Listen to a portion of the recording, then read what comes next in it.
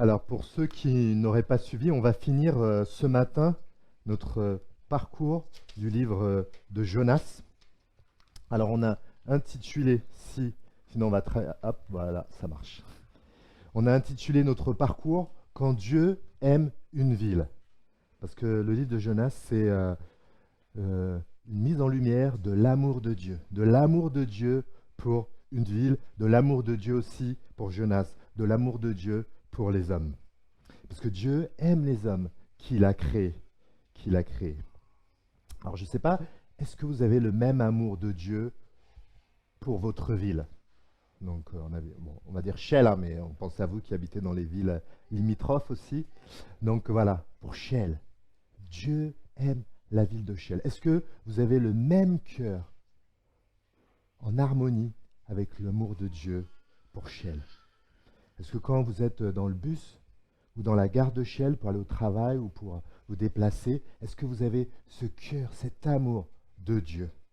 Quand vous faites vos courses quelque part à Chelles, est-ce que vous avez cet amour de Dieu? Dieu a vraiment de l'amour pour la ville qui est évoqué dans notre livre de Jonas.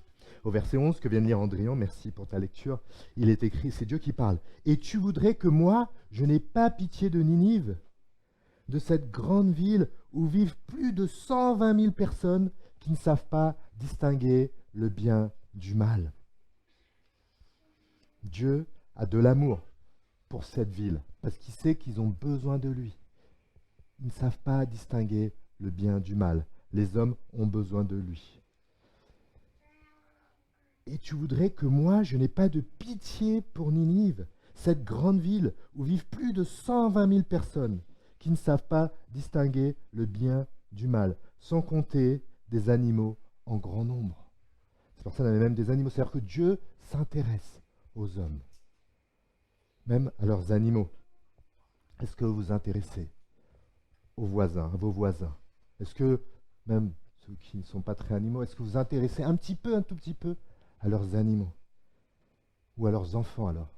Leur travail, leur passion, l'amour, le vrai. Quand Dieu aime la ville. Et cet amour de Dieu, cette compassion de Dieu vient de son cœur missionnaire. Dieu a un cœur missionnaire. C'est-à-dire que ça vient d'une mission, la mission de Dieu. C'est-à-dire que Dieu, il voit les hommes, comme dirait Jésus, comme des brebis sans berger, et il a envie qu'ils viennent en relation avec lui pour pouvoir vivre la nouvelle vie qu'il propose.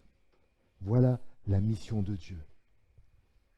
Vouloir que les hommes, les habitants de la ville, puissent le rencontrer et rentrer dans cette relation avec lui. Ils en ont besoin, quoi qu'il en pense. Voilà la mission de Dieu, le cœur missionnaire de Dieu. Mais peut-être ce matin, tu dis, ouais, bon, c'est bien beau tout ça. Moi, j'ai mes défis personnels. J'ai mon propre bien-être à prendre soin. Je n'ai pas ce cœur missionnaire en osmose avec le cœur missionnaire de Dieu. Et peut-être, voilà, tu te dis, je ne suis pas concerné par ce thème. Voilà, moi, je suis loin de tout ça. Et ce qui est réconfortant pour nous ce matin, c'est qu'on va voir, Jonas aussi était loin de tout ça, très loin de tout ça, aussi loin que l'on peut l'être ce matin. Mais malgré tout, Dieu est venu à sa rencontre. Il est venu le rencontrer là où il était, dans ses émotions, dans ses priorités. Il est venu le rencontrer avec sa compassion. Et il est venu l'enseigner, l'accompagner, le guider dans sa compassion pour l'entraîner dans la belle mission qu'il propose à ceux qui le suivent. Dieu qui vient chercher là où on est, qui vient nous enseigner, nous accompagner et nous faire rentrer dans sa mission. Et tout ça, il le fait avec compassion, avec amour, avec patience. C'est la prière pour chacun d'entre nous ce matin, que le Seigneur puisse nous faire le même cheminement dans lequel il veut conduire Jonas, aussi loin que l'on puisse être dans son état d'esprit, dans ses priorités. Que Dieu nous fasse cette grâce. Alors juste avant de rentrer dans le vif du sujet, de brefs rappels pour ceux qui avaient raté peut-être les premiers épisodes ou qui s'en rappellent plus ou qui ne le connaissent pas. Donc on avait vu au chapitre 1 avec Gaël, Dieu avait demandé à Jonas d'aller dans une ville, Ninive, pour annoncer son message, sa mission. Et Ninive, pour ceux qui ne le savent pas, ce n'est pas écrit dans le livre de Jonas, mais dans d'autres livres, et même les historiens le savent, c'était une ville cruelle, avec des personnes cruelles, violentes, des personnes brutales. C'était même une ville ennemie d'Israël. Et à cause de leur méchanceté, leur cruauté, Dieu envoie Jonas pour leur prononcer un jugement. Mais, vous vous rappelez, ceux qui étaient là, Jonas a fui, a désobéi à Dieu, il est allé à l'opposé de la mission de Dieu. Qu'est-ce que Dieu a fait? Il est parti le chercher dans sa compassion. Jonas qui a désobéi, qui allait dans une mauvaise voie, Dieu est allé le chercher. Le riche amour de notre Dieu. Aussi loin qu'on peut partir, il vient nous chercher, il vient nous ramener. Et Jonas a reconnu ses travers, il a reconnu ses fautes, il s'est repenti devant le Seigneur. Et Dieu, on a vu la semaine dernière, lui a donné une deuxième chance. Le Dieu de la deuxième chance. Il lui a donné une deuxième chance pour repartir, annoncer ce message.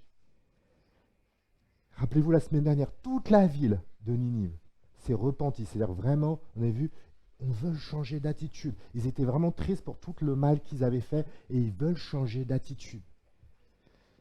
Et dans sa grâce infinie, Dieu leur pardonne aussi. Voilà où on s'est arrêté avec cette belle situation où Dieu leur pardonne aussi. Prions.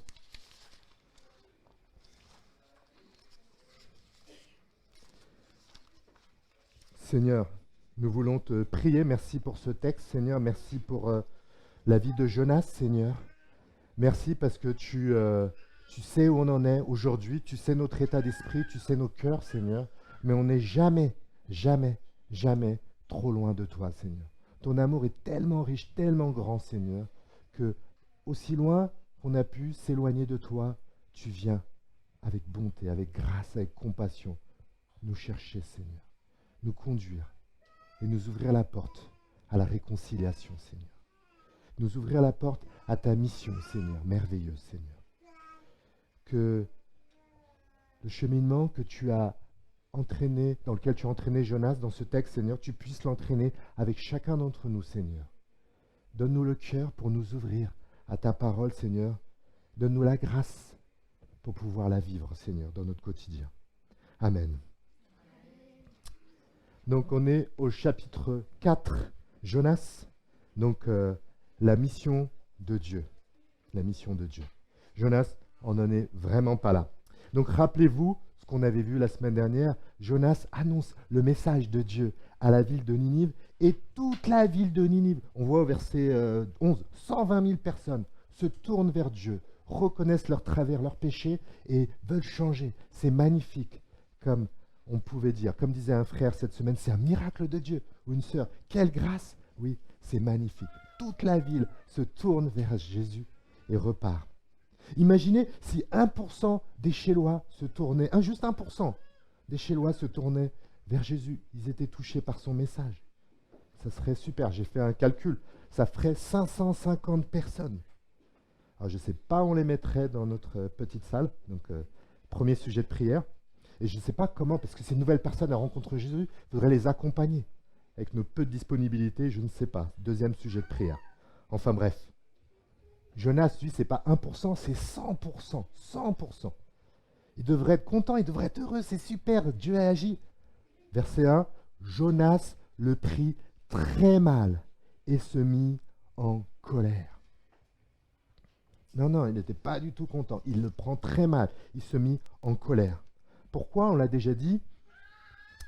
Parce que Dieu a pardonné cette ville de Ninive qui était une ville ennemie, qui était connue pour son extrême violence. Donc Jonas, il a une rancœur assez humaine, assez normale.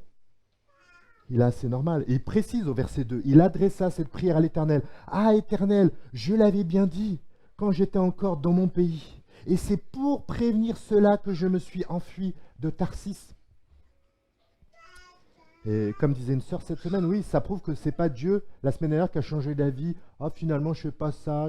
Non. Il savait, Jonas savait avant même de parler. Il savait la compassion de Dieu. Il savait la richesse de l'amour de Dieu. Il savait cela. Voilà pourquoi il est en colère. Pourtant, Jonas lui-même a bénéficié de cette compassion, rappelez-vous, au chapitre 2 et 3. Lui-même, il avait reconnu ses travers, il avait reconnu cette désobéissance, et Dieu lui avait pardonné. Il était content, lui, de bénéficier de la compassion divine.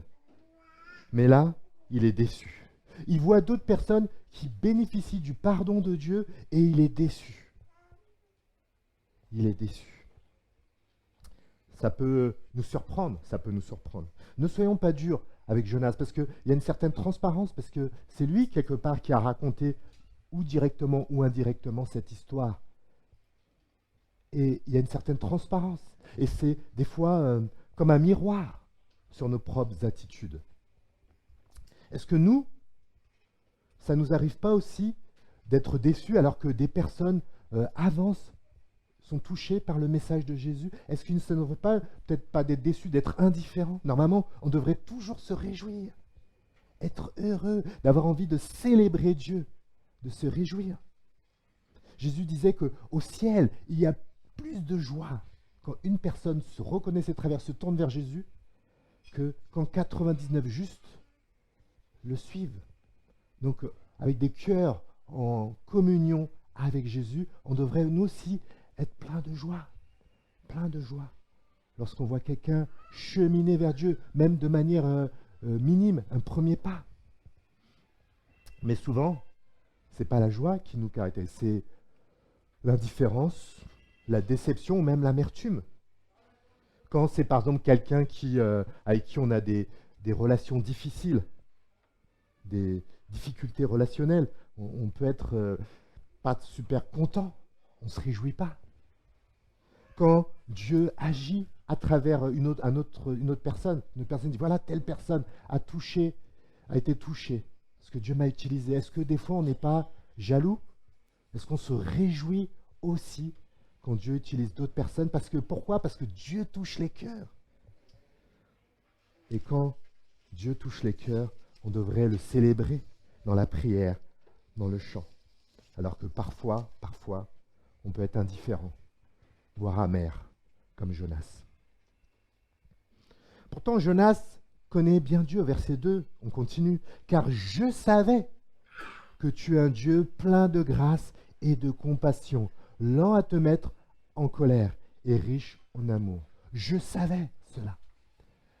Et en fait, c'est ce verset, cette expression, Dieu plein de grâce, plein de compassion, lent à se mettre à la colère, riche en amour, on le voit à différents passages de la Bible. Donc oui, Jonas le savait. Mais c'est là qu'il faut le savoir. Et lorsqu'on le sait là, on sait que la compassion de Dieu est une faveur imméritée. Ni Jonas, ni les Ninivites, ni aucun d'entre nous ne la mérite. C'est une bonté extraordinaire de Dieu, digne de louange, digne d'être célébrée, que ce soit nous qui l'expérimentons ou d'autres personnes. Et même pour nous-mêmes, c'est bienfaisant de savoir que Dieu est plein de grâce, plein de compassion, lent à se mettre à la colère et riche en amour. Parce que c'est une caractéristique de Dieu que l'on voit dans toute la Bible. Et c'est encore une caractéristique de Dieu aujourd'hui. Il ne change pas. Et c'est bienfaisant de savoir que notre Dieu est plein de compassion comme cela. Quand on n'est pas sûr de son cheminement actuel, quand on a l'impression qu'on s'est éloigné de lui. On sait qu'en reconnaissant nos fautes, nos travers, en lui demandant sincèrement pardon, il nous accueillera pleinement. Peut-être le moment aujourd'hui, de bénéficier de cette grâce, de se tourner vers lui. Aujourd'hui. Mais voilà, pour Jonas, tout ça n'a pas beaucoup de saveur. Verset 3. « Maintenant, Éternel, prends-moi la vie, car la mort vaut mieux pour moi que la vie. » La vie n'a plus de saveur. Jonas est déçu. En fait, la bonté de Dieu, la compassion de Dieu, la grâce de Dieu devrait être au centre de notre joie. Au centre de notre joie. Et si on met d'autres choses au centre de notre joie, c'est-à-dire par exemple, comme Jonas, notre regard ou les actions qu'on fait, tout ça, ben, on risque d'être souvent en colère ou déprimé. Souvent, parce que les circonstances de la vie sont tellement changeantes que si on met autre chose que la joie de Dieu, la compassion de Dieu au centre de nos cœurs, on risque d'être souvent en colère et souvent déprimé, comme Jonas aujourd'hui. Jonas a prêché à toute une ville. Toute une ville s'est tournée vers Dieu. Dieu aurait pu dire, bon ben c'est bon, il a fait le job, il a fait ma mission. Après qu'il soit amer ou triste, c'est pas mon problème. L'important, c'est ce qu'il fait pour moi. Pas du tout. Verset 4, l'Éternel lui répondit, fais-tu bien de te mettre en colère? C'est l'état de son cœur qui compte pour Dieu en priorité. Dieu se soucie plus de l'état de notre cœur que des actions que nous avons faites avant pour lui ou que nous faisons pour lui. Dieu se soucie de l'état de notre cœur, de notre attitude, même dans le cadre de la mission. C'est ce qui compte. Dieu n'est pas un chef de service qui se dit « tant que mon équipe fait le job, après, si dans leur vie personnelle, ils vont pas bien ou pas, ça, c'est pas mon problème. » Peut-être que vous avez déjà connu un chef de service comme ça. Dieu, ce matin, se soucie de l'état de ton cœur. Ce matin. Il veut savoir l'état de ton cœur. Même quand on parle de la mission. Absolument. Et Dieu va venir voir Jonas et va l'enseigner sur cette mission, justement. Au verset 5, Jonas sortit de la ville et s'installa à l'est de la ville. Il se construisit là une cabane et s'assit dessous à l'ombre en attendant de voir ce qui se passerait dans sa ville. Donc Jonas, si vous me permettez la familiarité, est parti bouder dans son coin.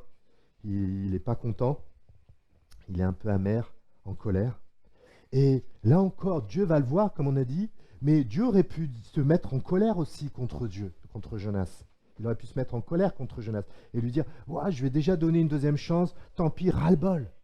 Ras-le-bol. » Mais non, notre Dieu est plein de compassion, plein de grâce, lent à se mettre en colère et riche en amour. Et Dieu va lui donner encore une chance dans sa bonté.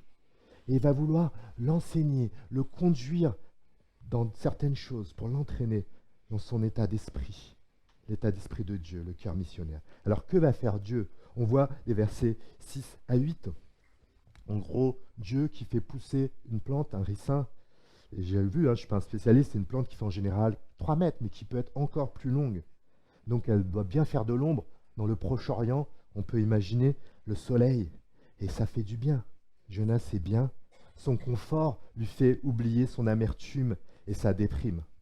Mais là, Dieu conduit encore les choses. Un ver vient ronger le ricin. Et un vent brûlant, très chaud de cette région, tape sur la tête de Jonas. On peut se demander, mais qu'est-ce que fait Dieu là? Est-ce que Dieu n'aime pas, il a vu Jonas un peu avoir un peu de confort, il n'aime pas ça, il n'aime pas quand on vit des moments sympas, des moments de bien-être, des moments de plaisir? Est-ce que Dieu est comme cela? Il veut juste qu'on reste concentré sur sa mission, c'est tout. 24 heures sur 24. Est-ce que c'est ça, Dieu? Non, non, non. Ce n'est pas du tout ça. D'ailleurs, Dieu aime bien qu'on vive des moments sympas et confortables. Au contraire, des moments qui nous font du bien.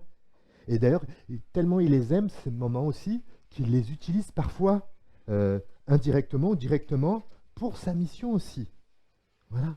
Je crois que c'était la semaine dernière, une sœur m'avait parlé, voilà, elle aime bien avoir des moments, voilà, où quelqu'un, je ne connais pas trop les termes, tout ça, vous m'excuserez mesdames, où quelqu'un s'occupe de ses ongles, de ses cils et tout ça, elle aime bien, c'est son petit plaisir, très bien.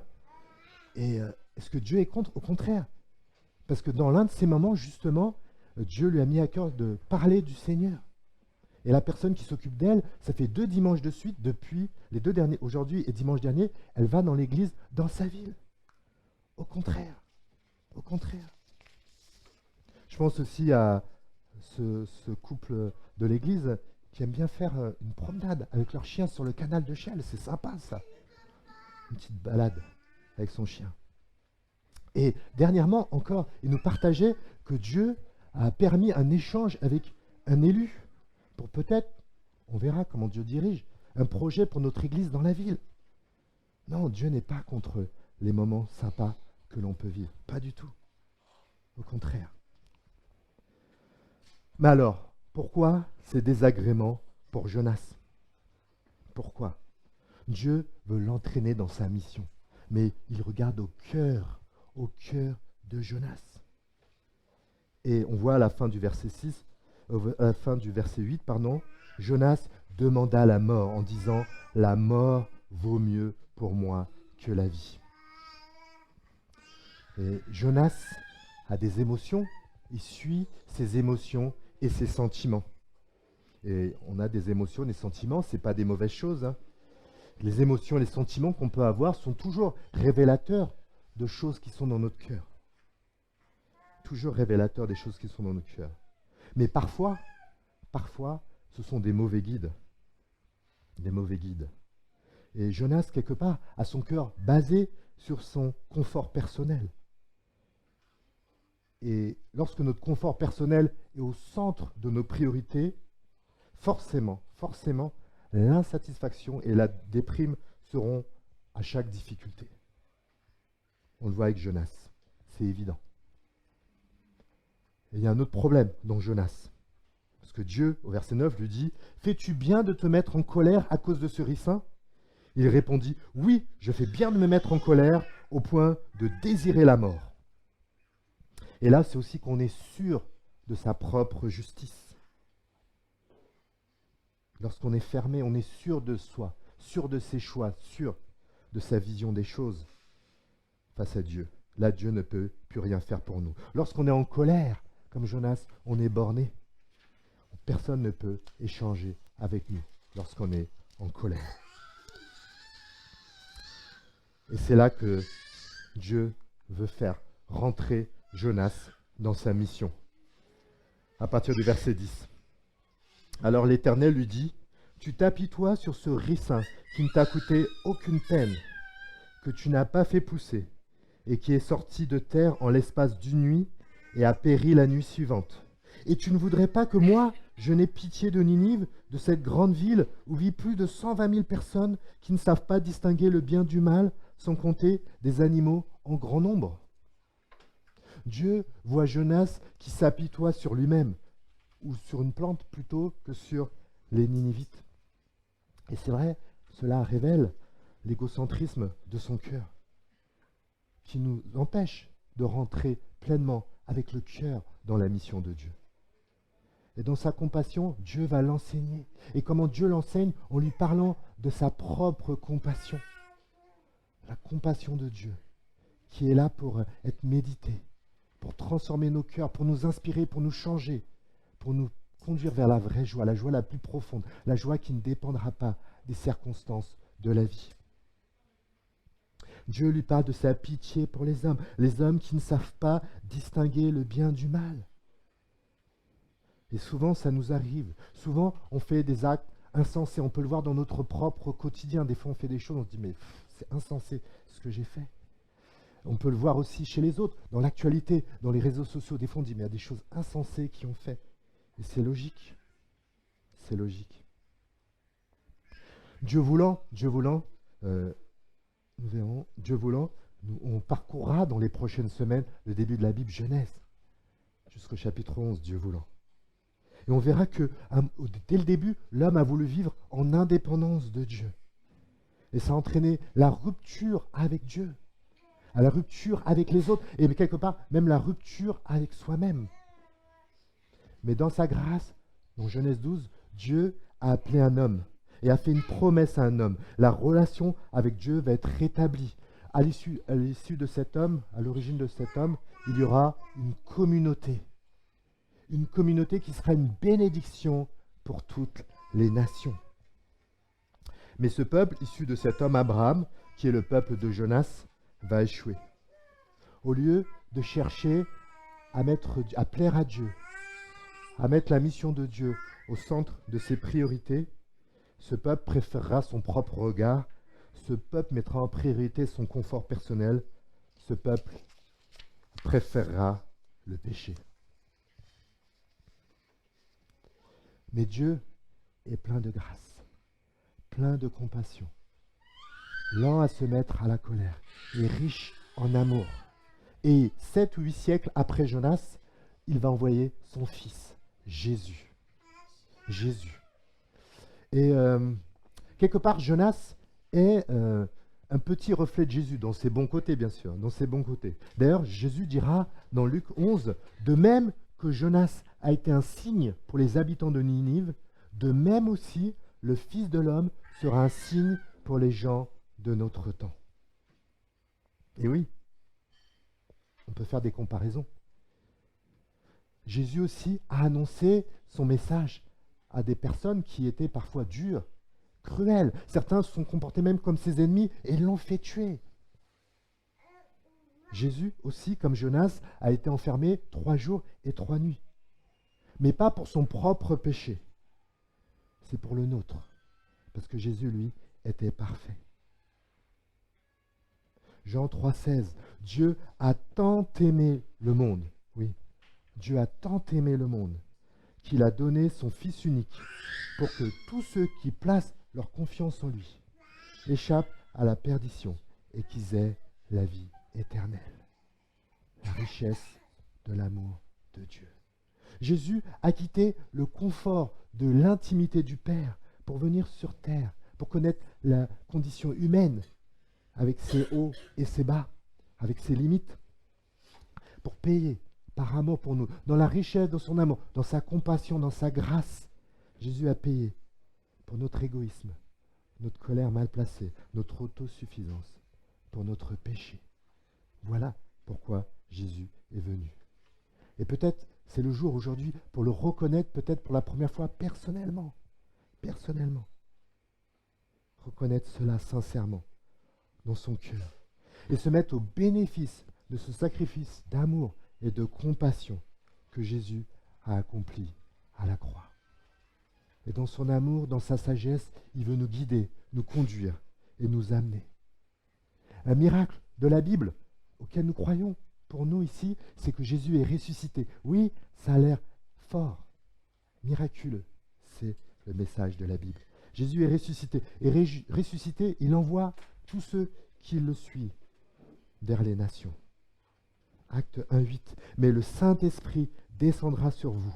Vous recevrez sa puissance et vous serez mes témoins à Jérusalem, dans toute la Judée et la Samarie, dans Chelle et toutes les villes environnantes et jusqu'au bout du monde. Voilà où nous emmène la compassion de Dieu quand elle travaille dans nos cœurs. Voilà où elle veut nous amener, la compassion de Dieu. Le livre de Jonas est un livre qui nous montre en fait l'amour de Dieu, la compassion de Dieu. Comment Dieu veut entraîner le maximum d'hommes, de femmes, de n'importe quelle culture, touchés par son cœur missionnaire, touchés par son cœur de compassion et qui sont entraînés à refléter le même cœur missionnaire, le même cœur de compassion. Donc, rentrer pleinement dans la mission de Dieu ou mettre en priorité notre confort personnel. C'est le choix dans lequel se trouve Jonas à la fin de ce livre. Comment a-t-il évolué? On ne sait pas. On pourrait faire des suppositions, mais on ne sait pas. Une chose est sûre, c'est qu'il a eu l'humilité de dire ou d'écrire, Dieu seul sait, ses travers, ses mauvaises attitudes. Ça donne un indice, quand même, de la grâce peut-être que Dieu a déjà bien activée en lui. Mais enfin bref, là on est dans des suppositions pour Jonas, mais pour nous, rentrer de plein cœur dans la mission de Dieu, ou focaliser en premier mon confort personnel. Les deux sont incompatibles. Il faut choisir. Émerveillons-nous de notre Dieu, plein de compassion, plein de grâce, lent à se mettre en colère, riche en amour, qui a décidé de ne pas lâcher l'affaire avec nous et nos errances, mais qui est venu nous chercher tellement de fois lorsque nous nous sommes éloignés de lui. Et aujourd'hui encore, il peut le faire. Méditons cette grâce et cette compassion révélée en Jésus-Christ. Que cette grâce, comme dit Paul à Tite, nous enseigne à vivre une vie qui plaît à Dieu, qu'elle transforme nos cœurs, que Dieu œuvre à travers cette grâce. Par nous-mêmes, nous ne pouvons pas. Nous avons besoin de son œuvre pour partager son message jusqu'au bout du monde. Peut-être l'un d'entre nous partira un jour, se sent appelé à partir au bout du monde dans les prochaines années, et qu'en Église, on priera pour lui, on le soutiendra. Amen. Peut-être, mais il n'y a pas besoin pour la plupart d'entre nous d'aller faire un grand voyage pour rencontrer des personnes de toute culture, de toute nation.